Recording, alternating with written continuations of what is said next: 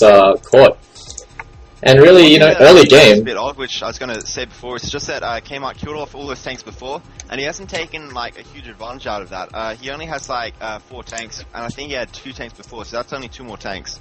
Whereas, yeah, he hasn't had tank production. He's only making more tanks now, so it seems a bit odd how he could have had a lot more tanks and Dirty out. Yeah. I mean, at the moment it's actually tied up at 4-4. So yeah, he could have gotten a much better advantage out of that, but he chose not to, and instead he's making more bio heavy instead of tank heavy. And keep in mind that Dirty is up by about 10 SCVs. He's going to be expanding now to his 3rd, but in the meantime, just take a look at the incomes. Even though Kmart Rules is behind on harvesters, his income is quite high. Keep in mind that there are mules, but just the even distribution across 3 bases worth of minerals is just helping him so greatly. There are no SCVs bouncing around. They're all mining efficiently. And Kmart just really content just to siege up, sit back on his 3 bases. And it's a really strange move from Dirty, going to be expanding to the top right. Yeah, that's definitely a ninja expansion. It's that's the only reason why I was putting it up there, just so it doesn't get scattered. But yeah. I guess if he was to take his true 3rd base after that, that can kind of deceive Kmart Rules and make him think that he's actually on 3 bases instead of 4.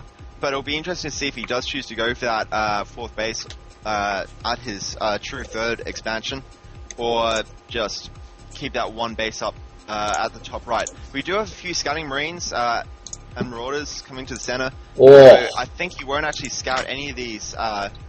Yeah, he won't actually see any of these SCVs coming through. So that's kind of poor from Kmart Rules. If he just sent his marines over there to the watchtower instead of sending them back. Yeah, and he had a few sending over there, but I really like how Dirty sent the rest of his army with it. If like he got caught off guard, he could have just pretended, hey, these SCVs are part of my push, and just retreat, make it look like, oh, I was going to all in, but I'm actually not, and going to retreat back to my natural. Take the SCVs with him. No harm done. And it looks like because of the base positioning, he's going to be forced to take a more center, a more forward defensive position. Of course, he wants to clear out this Zelnaga watchtower on the left-hand side and deny some vision as well. But really, no player up to any drop shenanigans. It's kind of surprising at this point of the game, 20 minutes in.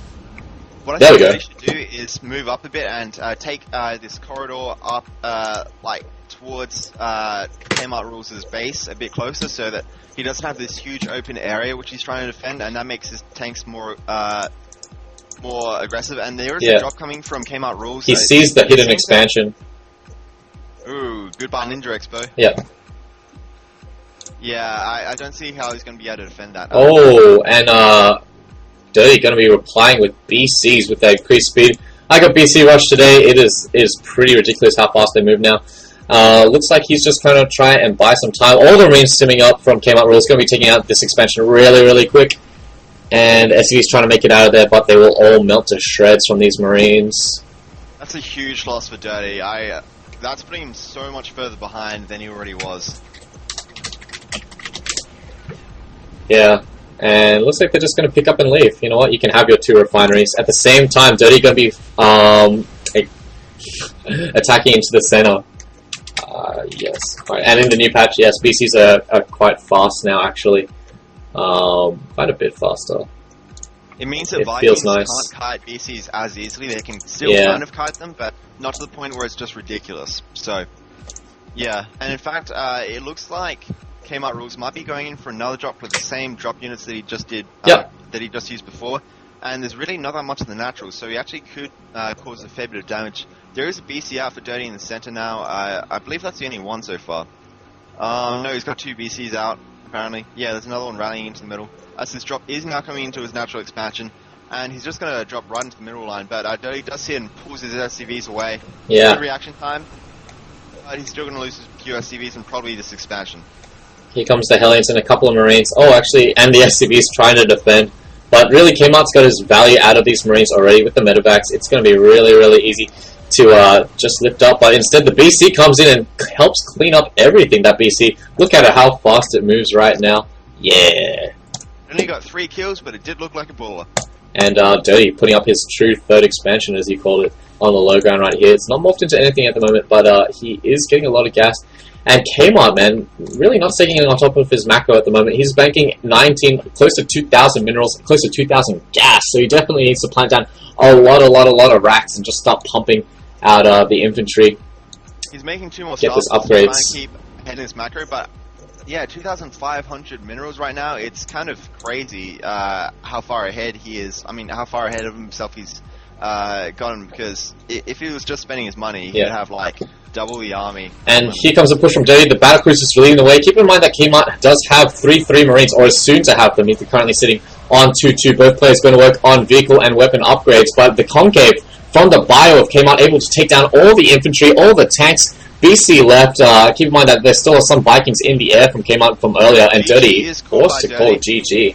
Dirty actually didn't siege up any of his tanks then, which I think was a pretty big mistake, seeing as there was so many bio units from Kmart. So yeah, unsieged tanks are still pretty good, but against such a bio-heavy army, really, you're not going to siege up. And take a look at the food difference at the end of the game. It's currently like 133 differential in favor of Kmart. So nice job just defending really and keeping on top of your upgrades, showing the difference between a well-upgraded army and an insufficient army. Kmart rules, will we be moving on to the final? Wait, will we be moving on to the finals? This is best of 3, this game 1. 3. Oh, that was game 1. Okay. Yeah. Well, that means that the only thing that I'm proving there is that I'm a retard, and I'm just going to refresh the brackets to see if TK Shadow versus Break has been completed yet. TK Shadow is going to move on to the finals from the look of it, and I'm actually quite glad that we moved him from one of the BSGs because he's literally too good to be there. And he's proving it here, getting to the finals. So it will be interesting to see him in the finals, a player that I actually know about. Kind of. I can't actually remember the games though, so.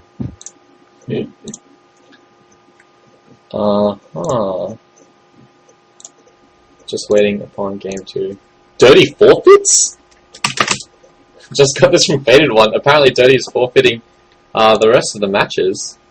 Really? Yeah, he needs to go eat. Okay. Wow, but there's money on the line. Not much money. And he's already in the Masters Cup if he wants to be in it, so I guess he might just be doing it for that. True. If his goal was to get into Masters Cup, then I guess it's fine, but... Yeah. Looks like we'll be seeing Kmart... Kmart Rules versus TK Shadow then. Oh, Shadow won? Yeah, Shadow's in the finals. Oh, cool. Alright, so we got finals now. Best of 5.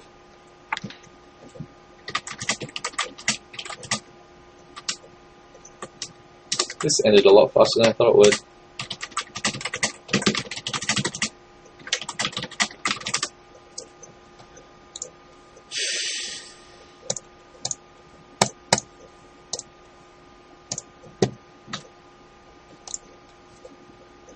Well, Kmart's actually had a pretty easy road now that you think about it. He hasn't played that many games.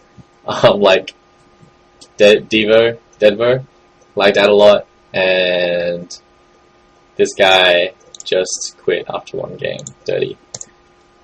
Yeah, we might be seeing TK Shadow winning, or by winning as the case may be, but... Yeah. Alright, yeah. He is taking a second. I'm going to take a second to get some snakes. Oh yeah.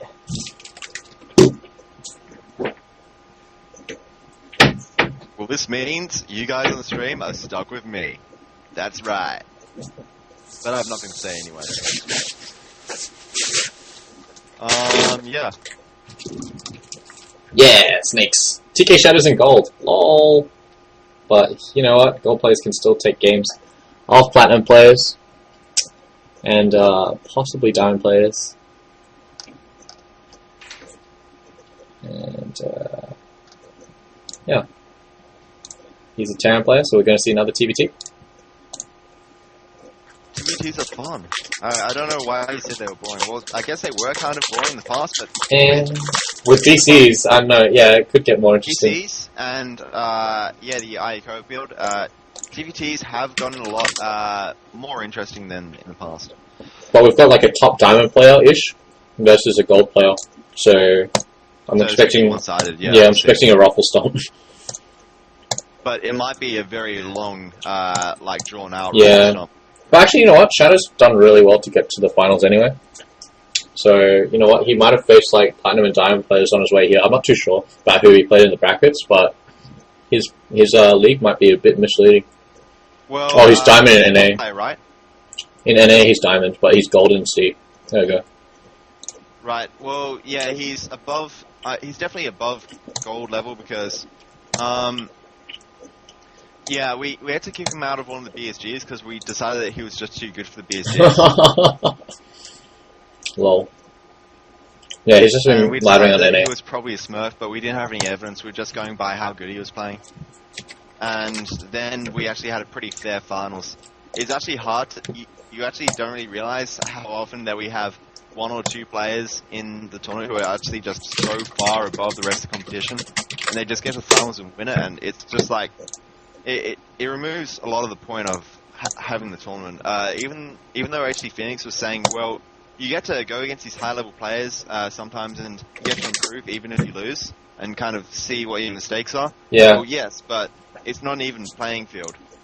Okay, so we got Tal'Darim Ultra LE Left Edition. And it's going to be TVP. Oh, Shadow playing Protoss. No. It's Losers Edition. Yeah. It was made by... this version is by Blizzard, so it's Losers Edition. I see. Because, of course, the rest of the GSL maps are much better than most of the maps that Blizzard have made so far, so... Yeah. So TK Shadow obviously playing Protoss on his NA account, feeling more comfortable and laddering there more. And on his C account, he's just a gold level Terran, so a bit of a mystery man at the moment in the C scene. Possibly could be seeing more of him. Yeah, and the strange thing is, earlier on tonight, when I said, I swear, if it's a PVT for the finals, and of course, it's a PVT. Oh yeah. In your face. Whose face? In your face. Bam.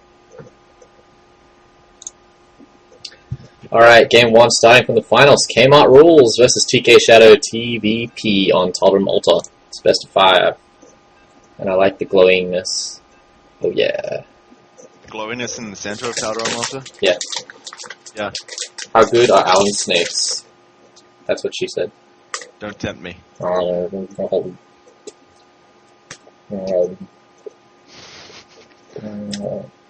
Be careful, I might yawn and then I'll force you to yawn as well. No,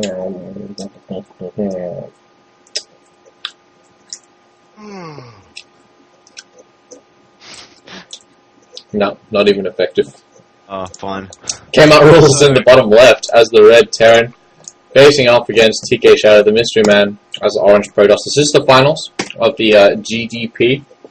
Tal'Darim Ultra. Yep. APM, man. Kmart Rules dominating it. He's just like, hands on fire. Works his fingers down to a stump, almost reaching 400 just then. So he's probably going to win. He's like, oh, my hands are so tired now, I have to slow down, and he loses. Yeah. Because APM really doesn't change that much in the early game, although people just spam it so that they can... Miss Rally! Oh no, it's not Miss Rally. Okay. He's building his supply depot.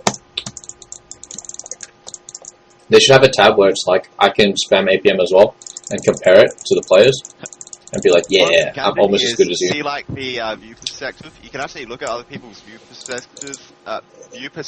So, actually, that's something I should do. I should just look at what you're looking at and comment on it as well.